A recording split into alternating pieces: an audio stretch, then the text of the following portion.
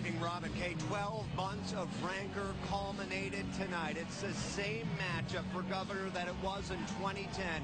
It was expected to be razor thin, but tonight we know the winner and governor again of Wisconsin is Scott Walker. It's good news. It's down. It's trending down, but good news is still going to cost you. This station in the West Loop, $4.53 per. Potential of a building collapse. And the main crinkle right now for commuters, you can see that. The trains are halted, have been for a while. Major disruptions to the red, purple, and brown lines. We have Derek Blakely on the scene. He'll have more on those disruptions in just a moment. The main reason for those disruptions, you can see the flames in direct proximity to the tracks. Residents just given the all clear a couple minutes ago. The scene cleared at 5:56. The 3 unexploded grenades now in the hands of the bomb squad. Walter, we are waiting behind one of those barricades right now. Many have been waiting for hours. We believe the president running about a half hour behind right now. His event was expected to begin just after 6 o'clock. We think that's been pushed back about a half hour at the Cultural Center. Just before 5 o'clock, touchdown at the airport. The president finally on home turf after a whirlwind day of fundraising. And the Burbank captain added, quote, "We've learned quite tragically that it's quite easy to get out of the country on foot to Mexico." The husband, the prime suspect, is presumed there this very night. Robin Kate. So by the time they're able to track that cell phone, it's right there in Hidalgo, and it's...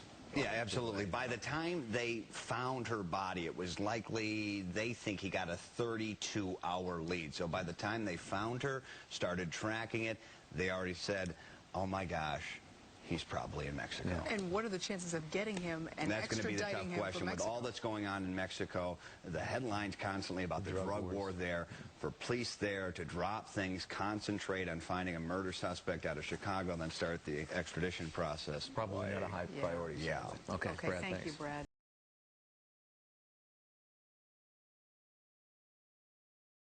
Desperate search is on tonight for a missing child with autism. Cahill Gray is 15 years old, but he doesn't speak much and cannot help himself. CBS 2's Brad Edwards is live in Washington Park, where people have been handing out flyers asking for help. Brad. Good evening, Kate. Missing for 30 hours in this heat, and family says the young man, as you mentioned, is nonverbal. They say he can say mom, dad, thank you, but he could never say, I need help. Against the falling sun, the search was on. For the love of her son, a mother stopped traffic. That's my son. He has been missing since yesterday. He has autism, okay? Thank you so much. I can't take this anymore. I just want to find my child. It was 24 hours in after her son, Cahill Gray, seen here in surveillance stills, running from Comer Children's Hospital. He went there on an errand with Dad. Dad tells us he thought the son was joking around. Now, 24 hours into the worst day of Mom's life. I can't take it another night. I need somebody to turn him in right now. Right now, I need my baby. My baby. Oh, Jesus. Oh, God. I just want somebody to find him now and turn him in, because it's too long. He's getting too long. You know, he's in danger. Our goal is to canvass as long as we need to make sure we bring this child home. The Kappas were enlisted, a group marshaled together with a sole marching order at dusk. Over hills, near ravines, they searched. It was look, not listen, for the teen who couldn't cry for help. The search halted at sunset. The group says they covered several square miles. We talked with Mom a short time ago. She tells us she's dejected, but she was dealing with this since last night. She said she thought she was all alone. She takes solace now that many are now looking for her son. Jim and Kate. The 4 young women, all in their 20s, good friends, shared the bonds of motherhood, headed out for a Saturday night, and it ended in a scene. That, the front half of the car with 2 deployed airbags. First responders swarmed. Later, an ambulance without urgency left the scene. No one survived this on this Mother's Day morning. It's too much for me. It really is. It's my baby. Mother Yvette Harris mourned her daughter. I'm wishing my daughter was here right now. That's about all. Wish my daughter was. Her daughter on the left, Aisha Nelson, the driver. All three of these young women died. On the right, Tashira Hines, her dad. My daughter was in there, my daughter-in-law, and the girl stayed upstairs, and my daughter's best friend. He also lost Bernadette Harris, 25, mother of two of his grandkids. The car in pieces. Clues show whatever happened. It was fast, high speed in the West Side Austin neighborhood. Half the car here, police tape X'd the spot. The other half wrapped around a pole way down West Lake Street. They all moms. Nice young ladies, got jobs, take care of their kids. Mothers mourning daughters this day. Her baby love her to death. He called her Ish. Can I go with you, Ish? Mommy. It's just a mess. This the pole that split 6 kids from their mothers. Family members telling us they heard the possibility another car may have bumped the car in question. The Major Accident Investigation Unit now investigating a cause yet to be determined. Such a sad story, especially on Mother's Day. Thank you, Brad. The robbery happened at the LaPorte Savings Bank in Indiana. It ended in Elburn, Illinois, in the far western suburbs. CBS 2's Brad Edwards picks up the story outside of the suspect's home. Brad. Yeah, good evening to you, Rob and Kate. 90 miles, 2 states. For some folks, it seemed like it rained cash this Friday. It ended with a bang here in a quiet suburb flanked by farmland. Here, David Ziesel's flight ended. The man accused of causing the kerfuffle in the Orange Bears sweatshirt in his Suburban, creating the stir in suburbia.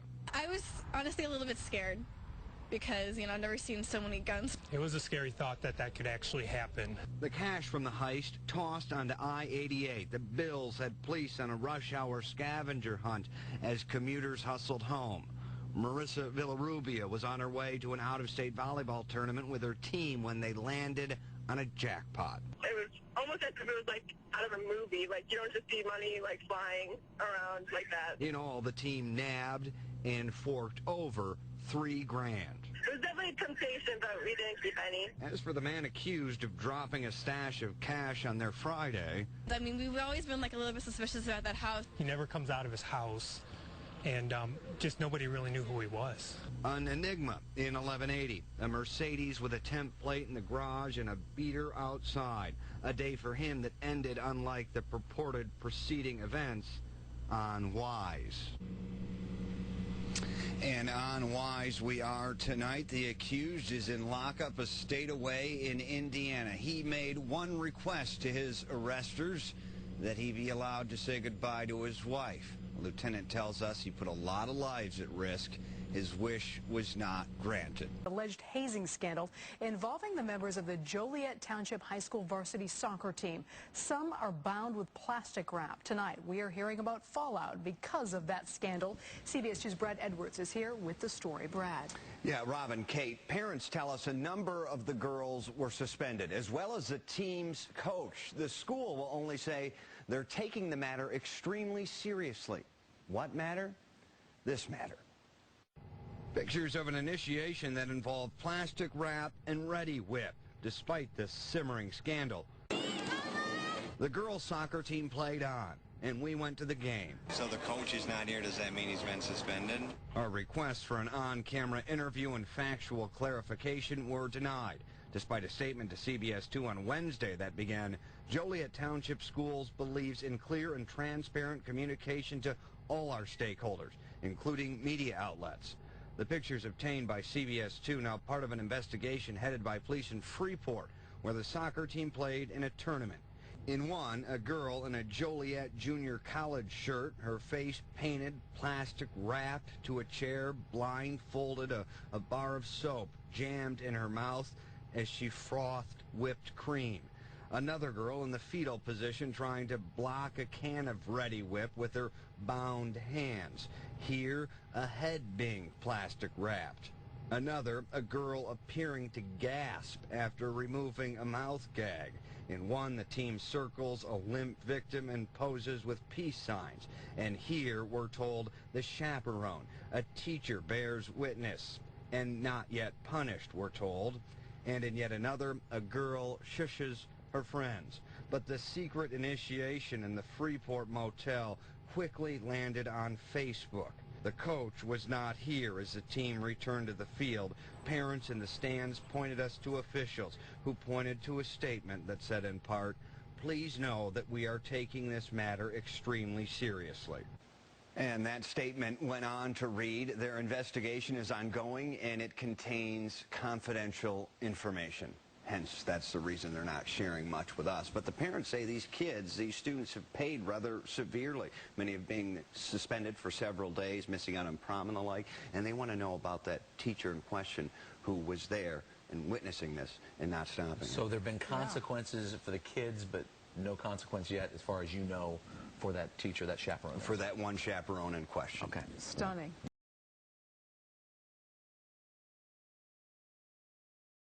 Ever see a sports car at a red light? The engine's revving, the light changes, they hit the gas, and you're supposed to be impressed.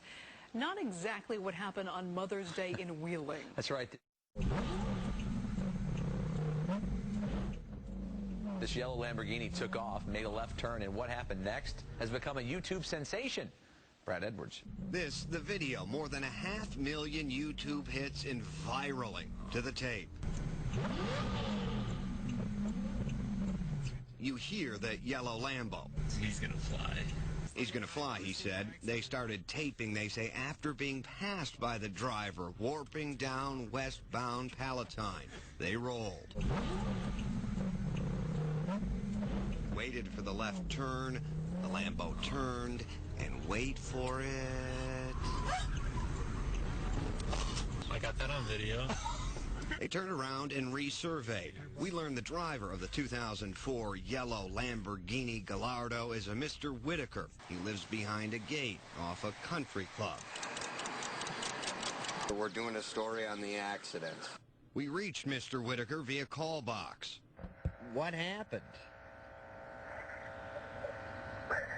After a long pause, he said he expected a better question, and soon after hung up. A little too much power for him. Ticketed not for the hot dogging for the car sandwich he created, but, says the police report, for failing to reduce speed to avoid the accident.